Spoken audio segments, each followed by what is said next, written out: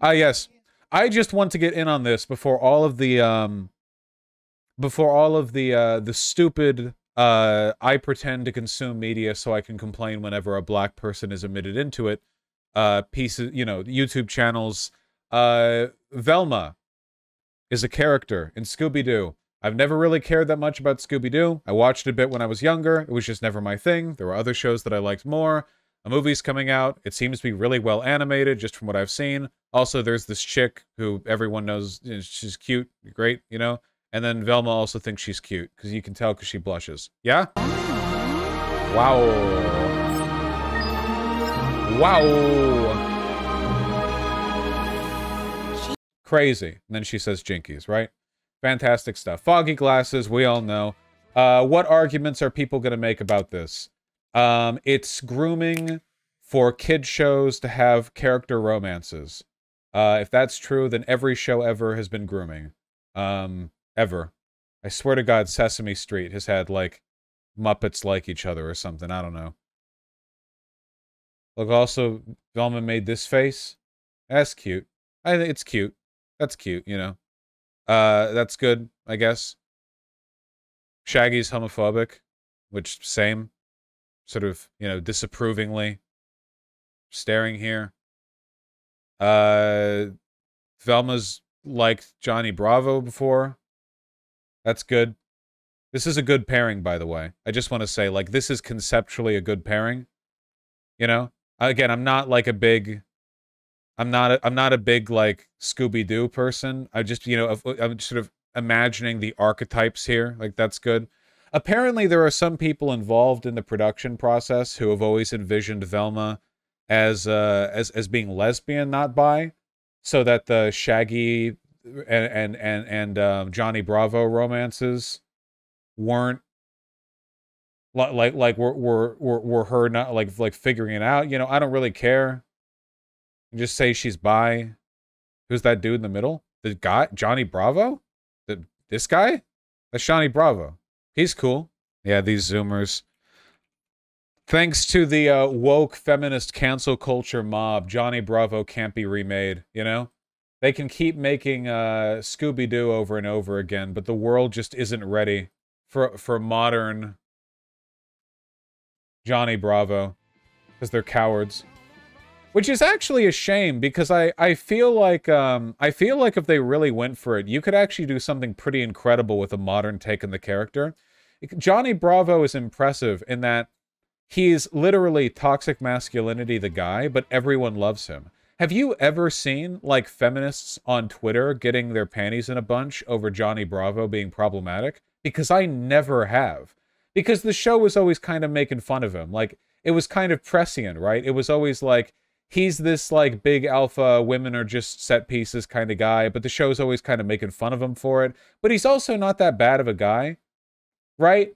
Because he's not. If I remember correctly, Johnny Bravo was douchey, but he was never, like, mean. I don't think. He always just came across as kind of, like, dumb himbo toxic masculinity, as opposed to, like, aggressive, rapey, toxic masculinity, which is fun. You know, I think you could go, I think you could do a lot with this character.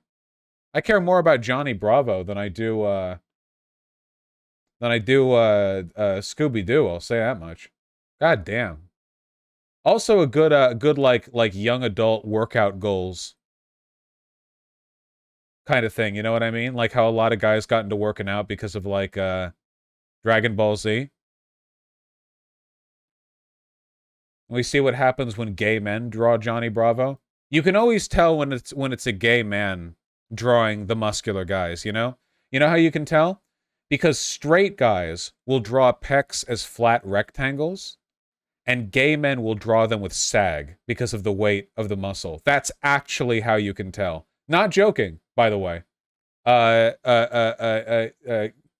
Gay men play up the smile, the man titty, the middy, as it were. You know, straight guys de-emphasize the nipples. It's a whole thing. And the nips, cum gutters, you know. Great stuff. Great stuff. What were we talking about? Sorry, I was gooning for a bit there. What were we? Oh, right.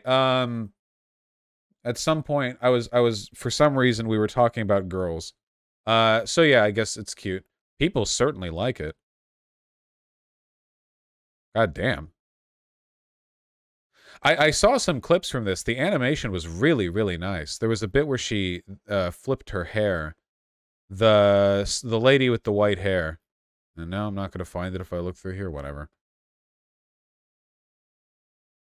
Johnny's a good example of a forward male who can take no. Pepe Le Pew is rapey. Oh yeah, Pepe Le Pew is just like, yeah, like, you know, rape the cartoon. Which is you know, fantastic. Johnny Bravo's good though. Did they make Daphne thick? I don't know. Who cares about Daphne? Does anyone give a fuck about Daphne or Fred? Who the fuck gives a fuck about Daphne or Fred? Oh, everyone talks about Velma and Shaggy. I don't give a fuck about Daphne or Fred. Fred is gay. I mean, he looks gay. More Coco. Is that her name, Coco? Oh yeah. Look at the animation. This is nice. This is a proper, well-produced 2D animation. Happy Halloween. I'm Coco Diablo. Look at that. You know what I saw when I paused one of the frames? I saw a smear frame. Do you know how rare smear frames are in modern 2D animation? You don't even see them anymore. Everything looks like this shitty like CalArts tweening where like every every frame just moves like point to point. Yeah, there was a smear frame. I love smear frames. Oh my god. Yeah, look at this. Oh yeah, here we go. God damn. Dracula again. Really, Trevor, can't you design anything other than Dracula? Look at that. Look at how well animated that is. That looks great. And the funny thing is, you know that all of the reactionary YouTube media critic channels are going to focus on her being, I don't know, blue hair and pronouns, gay, whatever. And none of them are going to focus on the technical accomplishments here. So this must be a movie? Oh yeah, I don't know any TV shows that could maintain this level of animation for like you know, for their production. Yeah, it's a movie. But yeah, no, it's good.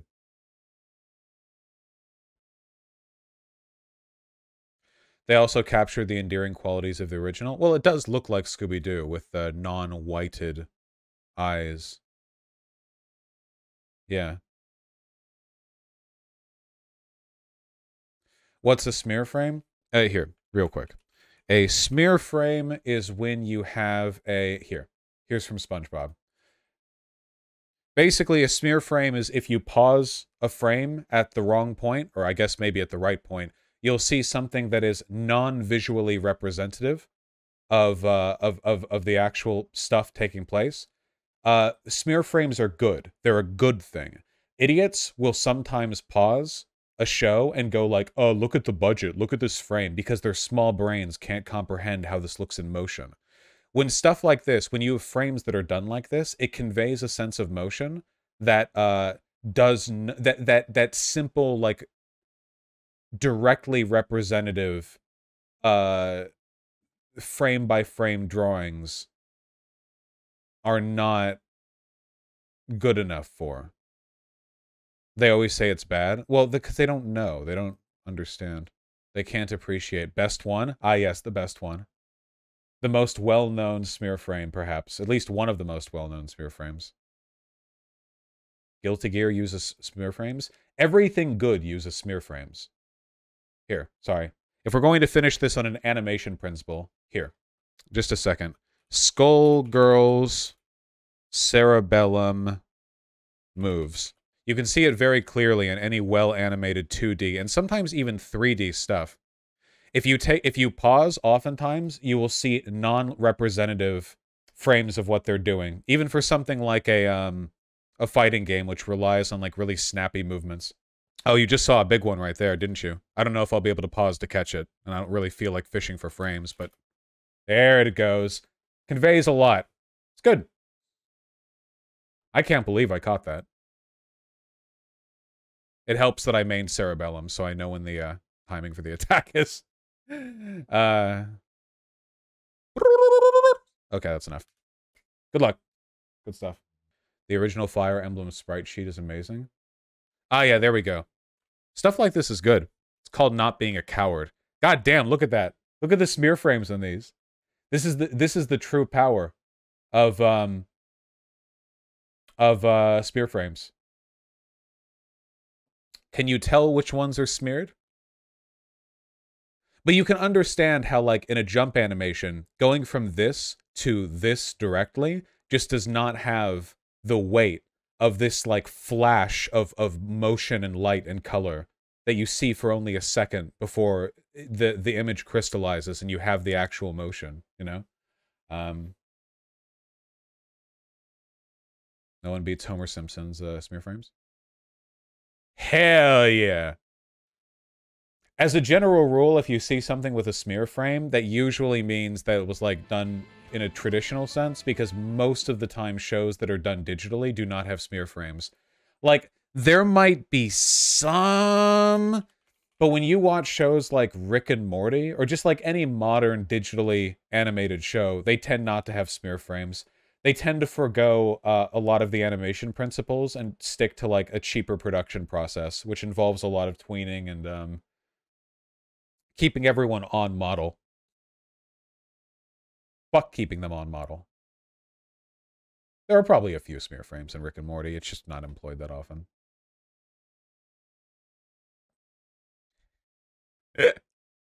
It's good. Can they just use motion blur? No, you can't use motion blur to convey a smear frame.